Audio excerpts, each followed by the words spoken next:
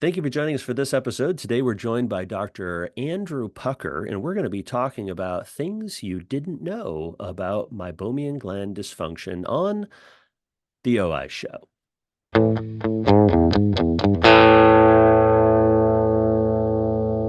Friends, this is Dave Kading. Before we get into the show, I wanted to thank Team for supporting the podcast. If you're not aware, Team is a virtual staffing and agency which helps connect virtual teams to your practice. I don't know about you, but I had a harder and harder time finding people to come in and join me in the in-office staff.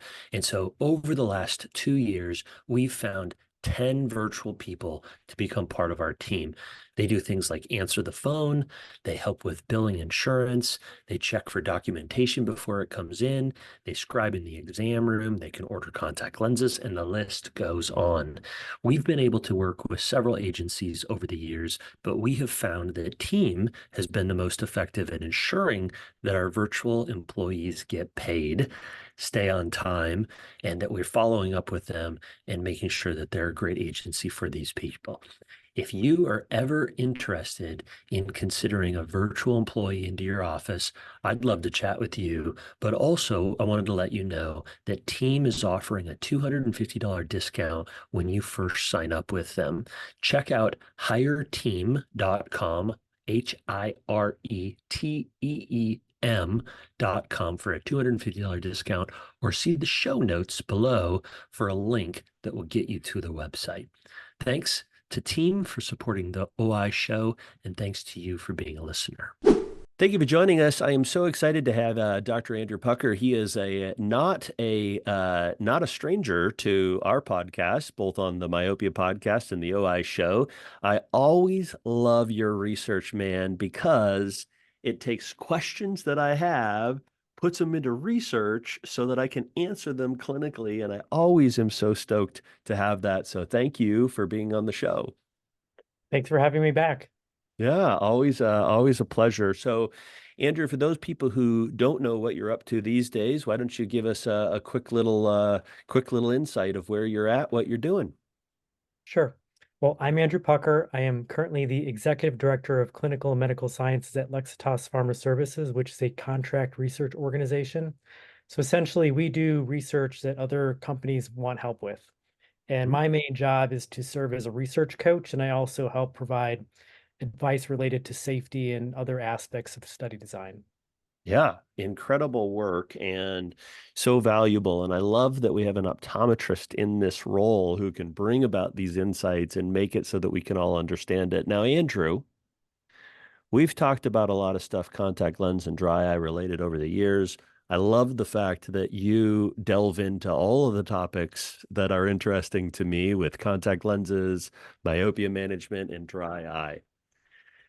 Now, dating back to 2012 and 13, I was introduced to tear science and the revelations around meibomian glands. I started to really dig into this at a deeper level and really became an ambassador for meibomian glands and meibomian gland dysfunction.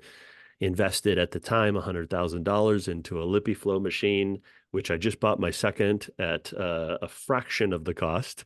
And I think, Karen Blackie, shoot, I,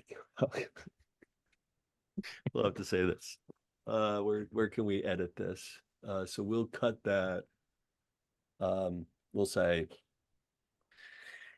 So one of the things that really was revealed to me by my mentor, Carolyn Blackie and Don Korb was, and as Carolyn has said, is we have a lot of story in dry eye. We have a lot of story in MGD. One of those stories relates to our meibography. And you recently published a paper where you looked really in depth at meibomian gland visibility, looking at it with topography and OCT, and looking at objective grading and subjective grading. I've been part of some studies where I graded 30,000 meibographies, where obviously it took days and weeks. It was something I did over the course of months and months and months, but 30,000 meibographies there's an incredible amount of subjectivity, which is attempting to become objective, right? In that.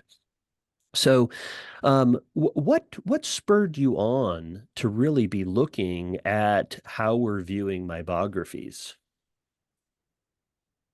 Yeah, so I've been interested in this in a long time as well. I got my first myographer roughly in 2012. It was the Oculus Keratograph 5M, and I've been kind of running with that ever since. Roughly 4 years ago now, I was perusing the literature looking for a new research topic, and I was noticing multiple papers indicating that if you treat a patient with MGD for, say, 4 to 12 months or whatever, like something like that, you can actually see more glands post-treatment than when they started LipiFlow or one of those things, which really was curious to me. Like when I got into this game, I thought my Meibomian gland atrophy was permanent, and that's really how most organs are. Like if you atrophy it away, you don't get it back. But there was data suggesting that, hey, you get 4 to 12% of your glands back over a very short amount of time by just doing some of these clinically proven treatments. Yeah, yeah. The late great Art Epstein in those early days started mentioning that meibomian glands were coming back. And as I never should have done, I'm like, Art, you don't know what you're talking about, because he always did. He always did. But he was like, yeah, I think we're starting to see some meibomian glands come back. And like, Art, no, glands, death is death, and we don't bring the dead back to life. Um, so you started looking into this a little bit, and what's the difference? First of all, looking at OCT, this tomography with meibomian glands. Most people are fairly aware of meibography, and I have a Keratograph 5M as well. But what is the optical coherence tomography when it comes to meibomian glands? How's that different? I don't recognize or use that machine. Yeah, so I first need to give some props to Swetha, the first author on this paper. She did Mm, most of the hard work for this. But together, what we did was we took patients, about 30 patients, and had them imaged with the Keratograph 5M, which has an 880 nanometer wavelength, so infrared area. And we also imaged them with Vasanti OCT, which you can't actually get anymore. But the right. reason was I specifically wanted to use that machine because it had a longer wavelength. Specifically, it has a 310 nanometer wavelength. So if you know much about optics, which I honestly don't know a lot about optics, but I have picked up along the way that if you have a longer wavelength, it can travel deeper into tissue. Right.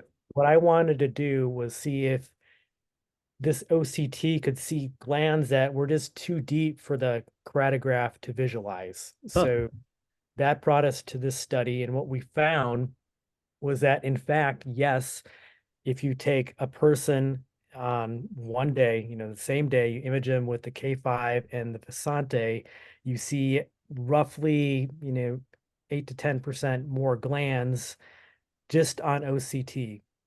So what I think we're learning is that these glands are probably there. So they're maybe not growing back per se, but with treatment, they're becoming more healthy. And this is still kind of my theory, but they become healthier. They fill up with meibum. And with that, they get thicker. And now they're within the range of being able to be seen on the Keratograph 5M when a person goes through a randomized trial on a treatment to see if it helps. So Yeah. So can I think about it this way? Tell me if I'm, and I'm making this up. So maybe if a gland becomes less effective, it, it collapses. And so the outer surface imaging that we're doing just doesn't see it. And so what you're saying is now a gland becomes more effective. And so it, opens up a little bit more. And now you're actually penetrating to that level where it can be. Did you find anywhere in this is why the heck are we using something with such a high wavelength? Why are we not digging deeper and looking at this if there's such a difference here? So I think that the standard wavelength, I'm just going to call it the standard wavelength, that 800-ish nanometer wavelength is really good. And the machines that we use typically for micrography do a wonderful job. And I think the reason they're biasing more towards this shorter wavelength than the OCT that we used is because you get better image resolution. So it's Ah, easier to see the glands overall with the radiograph's wavelength, whereas the Sante OCT can go deeper. So if we go with advanced optics, which probably exist in world, you could probably increase the resolution of what's being done with the Visante because that machine, the Visante, was not intended for this use. It was like we're looking at the cornea mostly, and that's about it. I think that So machine got used for more things that it wasn't intended to than it ever got used for the things it was intended for, right? Scleral yeah, lens evaluations was used with the Visante, and now you're using it for OCT for meibography. Really interesting. Wow. Yeah, that's incredible. So how do you think this kind of what does this take away for you? How should we change things clinically? so I've been debating what this should be used for. And I'm not advocating for someone to go just ditch their keratograph or any machine that has a wavelength shorter than the Visante. I think that you can use this to manage your patients well. You can see if there's changes over time. However, I think we need to keep in our head that if we see 4, 8, 10% increase in gland length over time with a treatment, that just might mean the glands are getting healthier rather than growing back. So Yeah. I think it's more of a mechanistic thing. And if you are also going after a new treatment in a randomized clinical trial, you may want to use a optimized wavelength to avoid a false positive. So that also, I think, could guide FDA treatment development. Well, could it be that presuming that the OCT that you use at the beginning and at the end of your study are the same, that improvement in meibography, excuse me, over time could be a new marker that we're looking for in meibomian gland evaluation or treatment? And yeah, I think that's a great point. So yeah, we can use this also to see if our patients are getting better. The trick, though, is you would probably need to do digital evaluation of these images, which is not hard. You can export them to your computer and just use a tracing program to see, is that gland getting 10% longer? I'm guessing, Dave, when you graded those thousands of images, you were probably just grading them on the Rita scale, which is like a 0 to 4, or the Pulse scale. One of those Yeah. scales where it's more of a Yeah. subjective integer grading sort of thing, which is still good. And we looked at in this study too, but to really, if you want to track changes over time, I don't know if that is coarse or fine enough grading to really to detect that in your clinic. Yeah. Well, without speaking to the intention of that study exactly, it's to, hopefully come up with a better evaluation mechanism using obviously a large sample size. Um, so, uh, I'm hopeful here that what this really will do is it'll reveal to us the hope, because I have heard, and this is where my biography I think has failed in many ways, is that there are some subjects who have grade 4, atrophy. And I hear this all the time when I'm presenting on MGD treatment, is clinicians will just say, well, I don't treat those patients because there's no hope for them anymore. Your data proves otherwise. That's a great point. So just for the audience, a grade 4 is where you have like, I don't know, we'll say 10% of your original glands left. Very, very small amount of your glands, but maybe there's more there than we know. So maybe it's worth giving them that LipiFlow treatment, or your favorite dry eye treatment. Doesn't have to be LipiFlow, but just Right. seeing how they do. It can't hurt. It might cost them a little money, but if they're uncomfortable, I would probably want to try it myself to see if it did something. Yeah, right. I mean, and Core-Blockie's study showed that, 5, 6 glands could help keep somebody asymptomatic if they're flowing. And so that little bit of oil, I mean, I don't think that we have to have 100% of the glands flowing for our, our ocular surface to be perfect. And it may be that we find out that we only need 20 or 30%. I mean, we've got a tons of patients walking around with 20 or 30%, and right now they're doing fine. They think they're doing fine. We would like them improved, but it could be that what we perceive as 10%, and you said what, 4 to 10, 12% improvement, somewhere in there? Yeah. And so, if we're getting a substantial improvement of 5 or 10 or 15% above and beyond what that 10% is, now it really becomes clinically relevant and improving. So I certainly think it would be worthwhile to be doing treatment on those patients and helping survive the rest of the ocular surface as long as it could be. This is fantastic, buddy. Any closing thoughts here that I haven't covered in your study? I mean, it was just really fascinating, and hopes for where you see this to be helpful for clinicians that I haven't covered.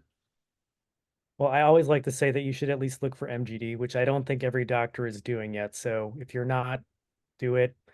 If you don't have meibography, that's okay. It's really helpful. And as this paper shows, it can actually kind of potentially track treatment over time. But at a minimum, I would at least press on the glands and see if you have some oil. And from there, talk to your patients and, choose the right treatment for them and their lifestyle. Yeah, I just thought of another question. There was no case in your study that I saw that a patient had better visibility with the keratograph than they did with the Visante. Is that correct? You didn't see anybody with better. We did a head-to-head comparison by subject in the paper, and the glands were longer in the OCT images every single time. Yeah. So, um, so really, what we need to be assessing is that there is what we're grading it as in all cases, just kind of as closing, is always worse than what it potentially could be. For sure. I And think we can get some so, glands back. yeah, always an opportunity. Well, this is definitely groundbreaking data that really kind of shatters some of our previous perceptions, which is not the first time that you have done this for us, Andrew. Well, thank you. And yeah, I Yeah, love answering these weird, unknown clinical questions that maybe are obvious, but not. Like, you never know. no, I never know. Well, awesome. Well, thank you for hanging out with us, and please keep up the good work. It's always great to have you on the podcast. Thanks for having me. Yeah, and thank you for joining us for this episode. Make sure to like and subscribe and stay tuned for future episodes of the OI Show. Thanks again, friends, for joining us for this episode. Again, thanks to Team for their support of this episode. If you're considering or have ever considered getting a virtual team member for your practice, check out hireteam.com. That's HIRETEEM.com. Mention the OI show when signing up, or hit the link below for a $250 discount off of your first month's team member.